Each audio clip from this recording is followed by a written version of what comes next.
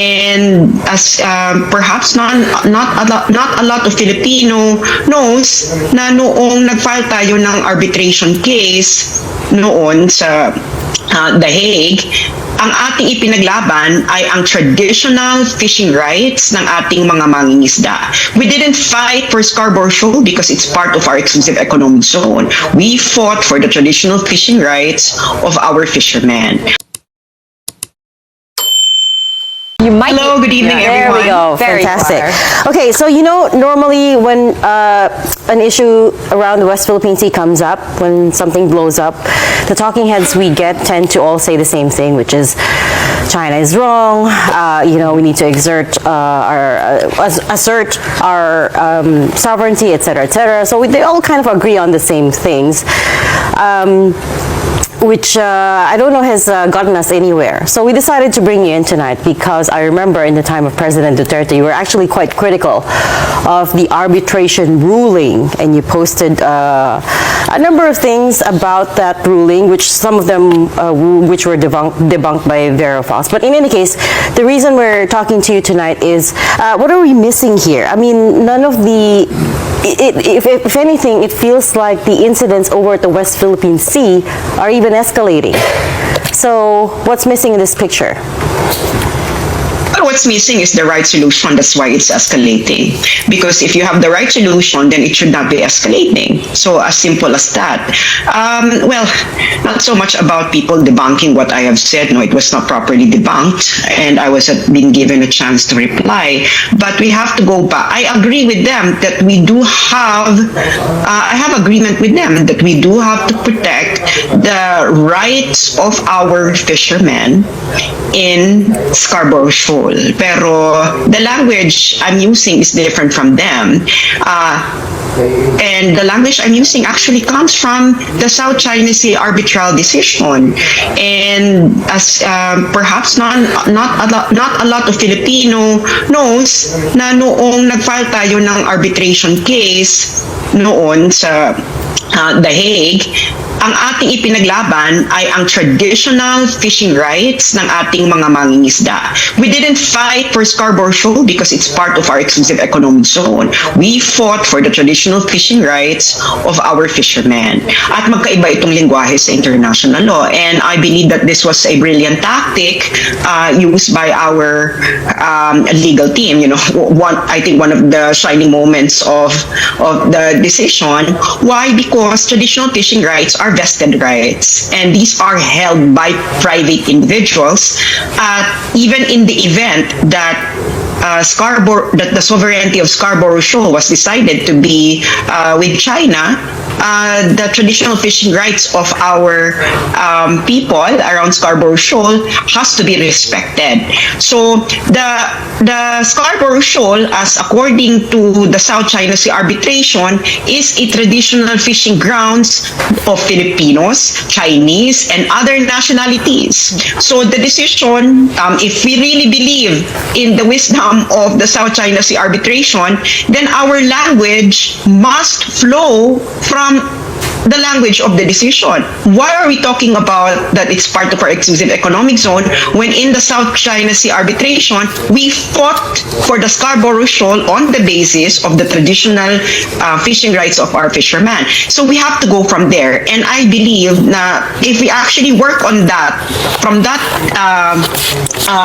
argument, we would have a better solution and sustainable agreement with China. Because we both agree that these are traditional fishing grounds. No, it's history cannot we cannot deny history, and of course by virtue of geography, that the fishermen of China, Philippines, and other coastal states of the South China Sea are actually fishing in Scarborough Shoal. But for me, in Scarborough Shoal, I think what should be prioritized is the harmonization of the traditional fishing rights of Chinese and Filipino fishermen.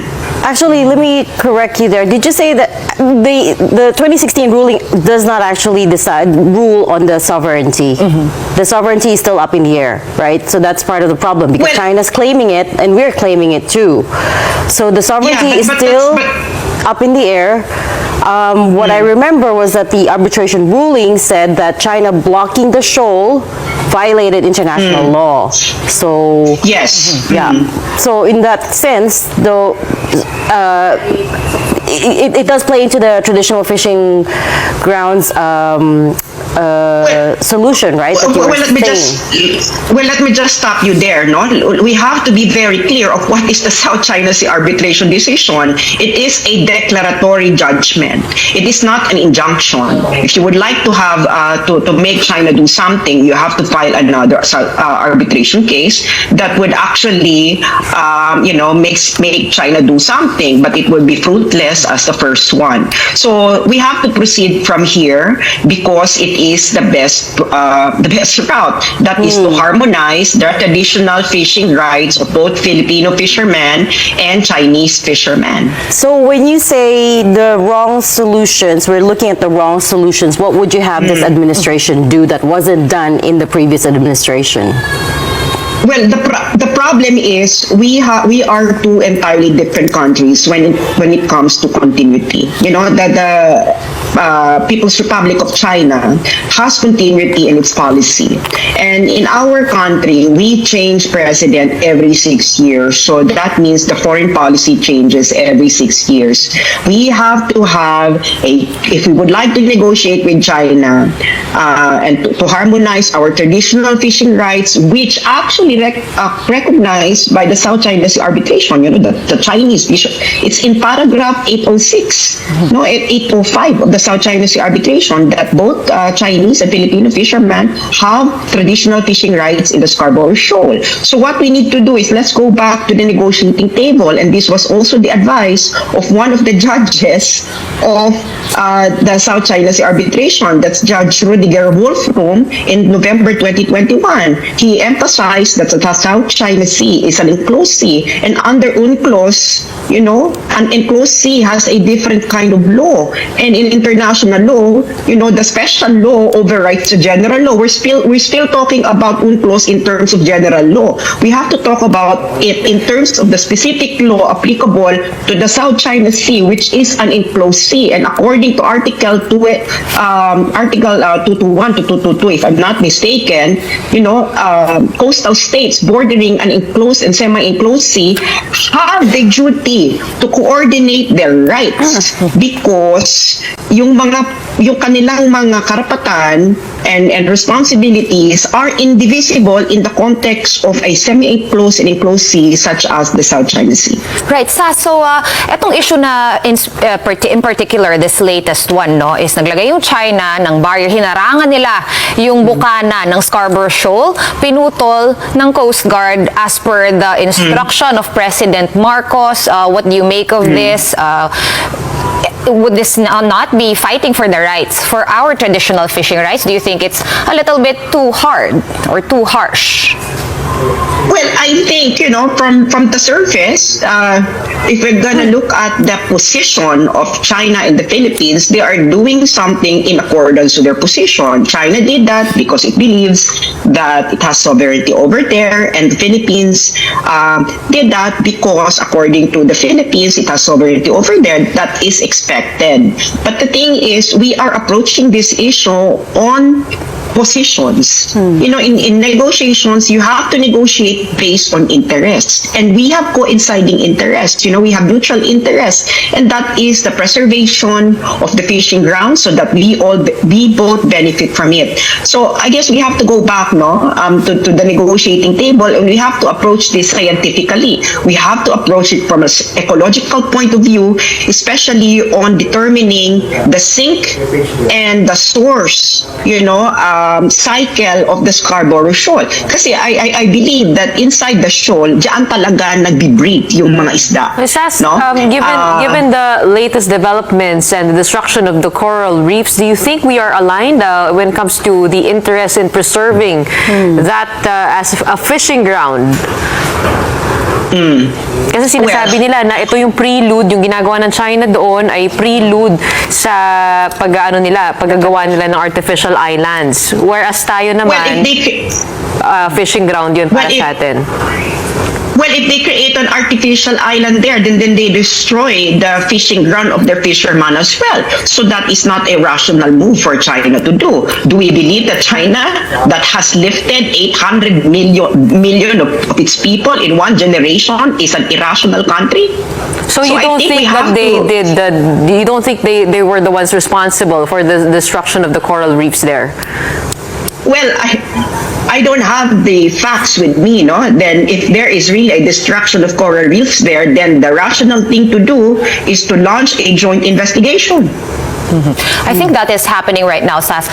Sas, when you say dapat tayo bumalik sa negotiating table, I think parang ilang years, dekada na nga yata tayo, no? Na nasa negotiating table, but nothing is happening.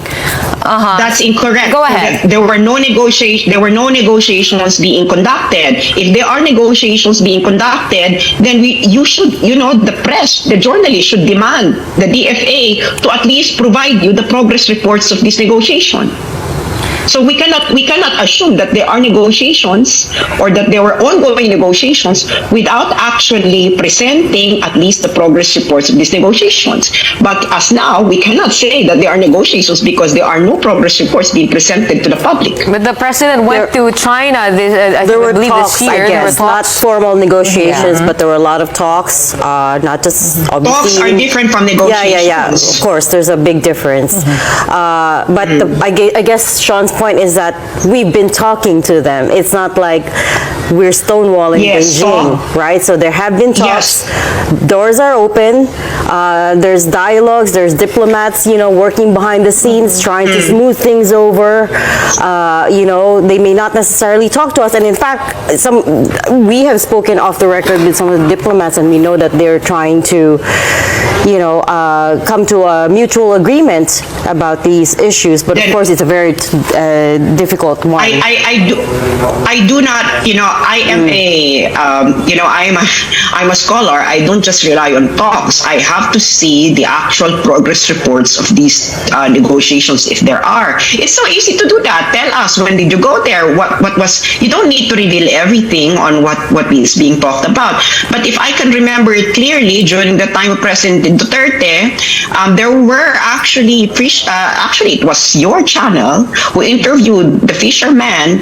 I don't know if it's your channel or the government's channel, who interviewed the fisherman there, that when during Duterte's time, they were allowed again to fish in Scarborough Shoal, but not inside, because inside the Scarborough Shoal, that's where the fish breed. So that's why we have to go back. No, we have to conduct proper negotiation, and then we have to ensure that what we are going to talk about and what we are going to agree on will have continuity on our side, because we have a problem when in terms of foreign policy continuity, given the structure of our government that doesn't allow us to have continuous policy implementation.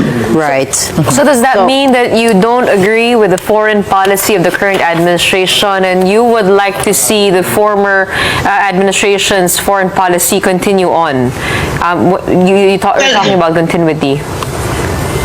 Well, until someone present to me an academic study that proves that their policy actually works, then I will side with them. But as far as my academic studies on international negotiation is concerned, it is well established that bilateral negotiation is the most efficient route to go in order to resolve a conflict. And if you add a third party to the conflict that's not involved, then the negotiation and the conflict will actually last longer. Yeah. All right. We thank you once again for your insights tonight. That was Sas Sasot. Thank you so much for your time. Thank you so much. Good night.